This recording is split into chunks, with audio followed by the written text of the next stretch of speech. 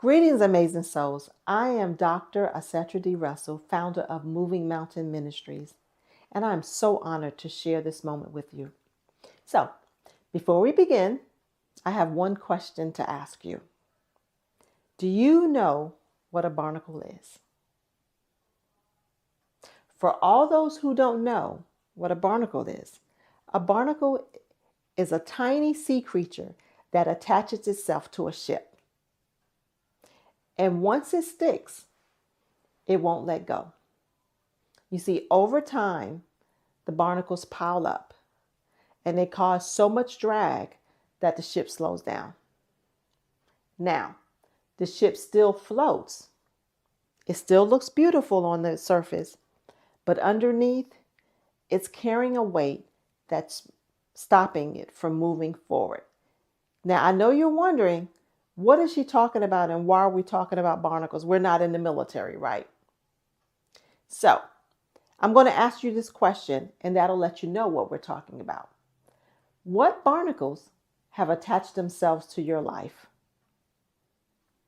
Maybe it's failure, maybe it's grief, maybe it's disappointment that you never expected to face.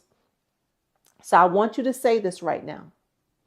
It's time to scrape some barnacles off. One more time. It's time to scrape some barnacles off. Because the truth is, you can't move mountains if you're anchored to the bottom.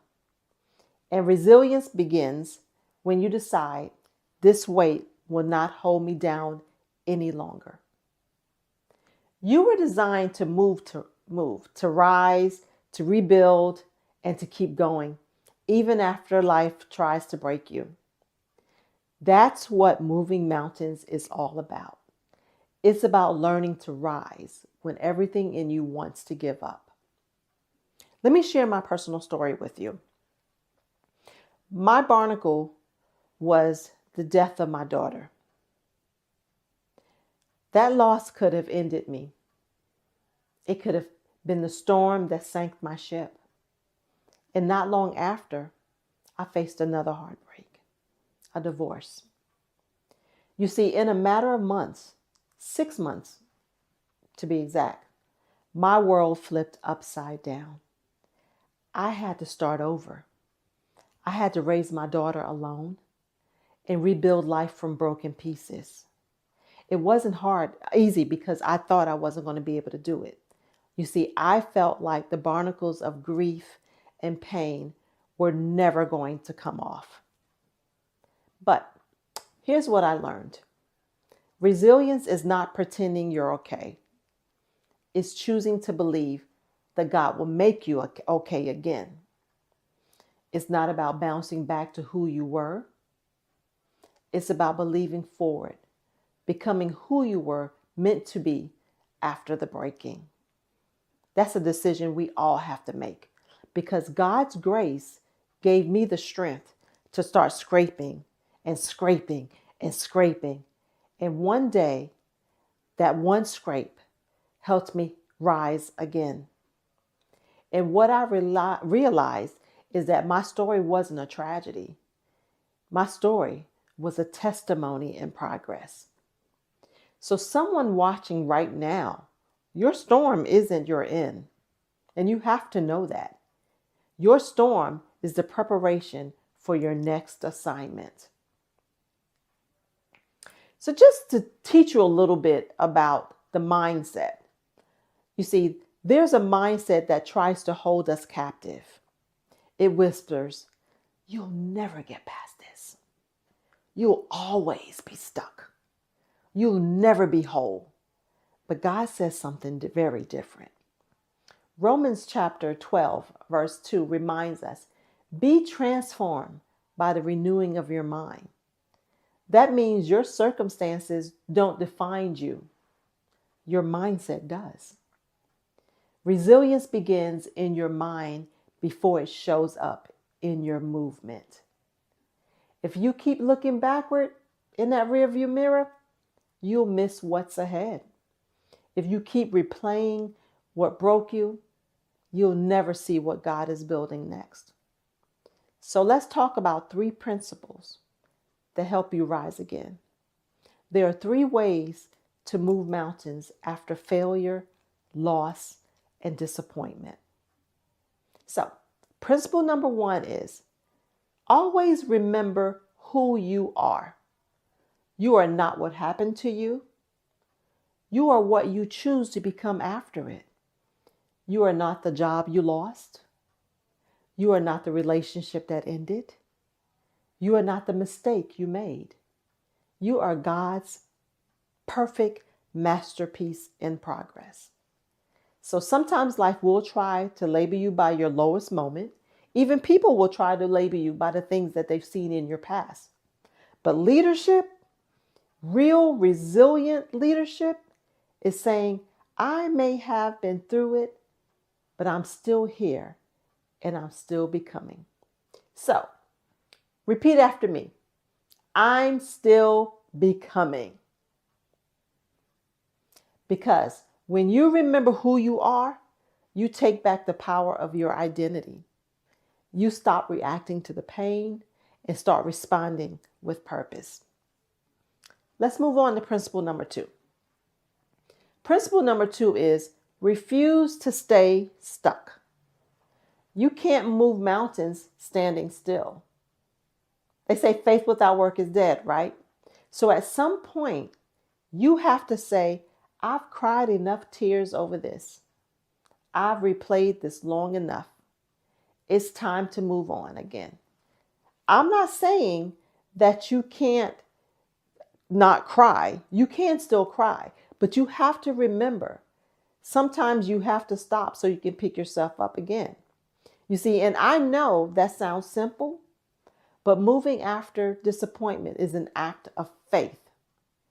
Philippians 3:13 says, forgetting what is behind and reaching towards what is ahead, I press on. Sometimes pressing on doesn't mean sprinting. It just means taking one step forward when you don't feel like it. One step at a time. So, resilience isn't about how fast you move. It's that you keep moving. And God promises that if you keep pressing, He'll keep guiding. So somebody needs to declare this out loud. I'm pressing on. Keep your feet moving. I'm pressing on, because your movement becomes your miracle. Our final principle is principle number 3. Rebuild with faith, not fear. Every rebuild begins with a decision. Will I build from the ashes, or will I stay in them? Fear says you'll fail again. Faith says, even if I do, I'll get up again. When you rebuild with faith, you give God permission to make something beautiful out of what was broken. Isaiah 61 says, God gives us beauty for ashes, joy for mourning, and praise for heaviness. Isn't that just wonderful? You know what that means? That means your ruins are raw materials of your next blessing. You just have to start rebuilding with courage and trust. So now we need to move mountains in purpose. And to move mountains in purpose means to believe God can turn obstacles into opportunities. It means we choose purpose over pity. We choose faith over fear. And we choose growth over grief. You don't need perfect circumstances to move a mountain. You just need a seed of faith. Because the word says, if you have faith as small as a mustard seed, you can say to this mountain, move from here to there, and it will move. Y'all, that's not a metaphor. That's a mindset. It's what resilient leaders do. So, let's be real. Life will test you.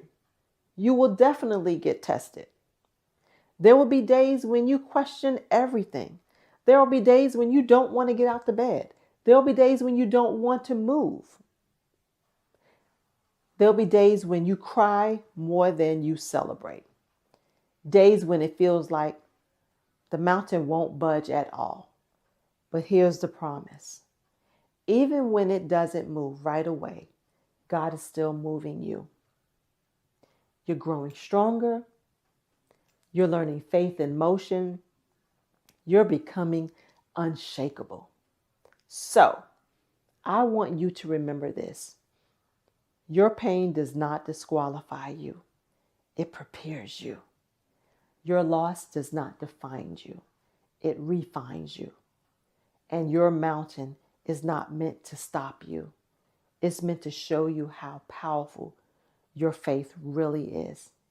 I am Dr. Acetra D. Russell, founder of Moving Mountains Ministries, and I came to remind you that when you believe forward, when you rebuild with faith, and when you refuse to quit, you don't just move mountains, you become one.